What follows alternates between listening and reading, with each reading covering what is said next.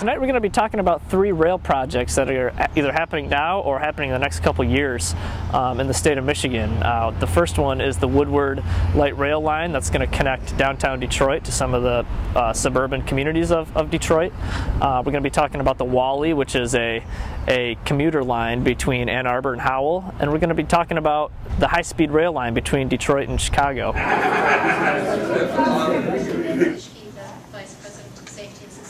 Clearly, a fast connection between Detroit and Chicago is very significant. In fact, I think you need to think broader than that, because if you look on a map and you look at Chicago, Detroit, and then further east to Toronto, and you look at the economics of that corridor, it's just as significant as it is in the West Coast or the East Coast. Having a solid transportation system that's comprehensive, that includes rail transit and good bus service, lets people defray some of those costs and put dollars towards things that are much more meaningful in life than owning a car.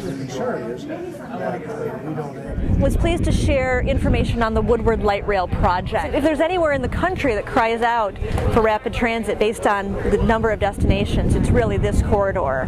It can save people hundreds or thousands of dollars, and that's money that can be spent in local businesses, can be spent on education, and other things that can really boost a family and a community. We're starting to see more support for rail. I don't want to say that it ever went away, but there is a renewal, an interest in it now. We don't need necessarily 220-mile-an-hour trains, the TGV or the Shinkansen or the ice trains in Germany, but rather getting back to what we used to have and what we can have today with not huge upgrades, but rather reasonable ones. 100-mile-an-hour trains, we did it 60, 70 years ago, we can do it again today.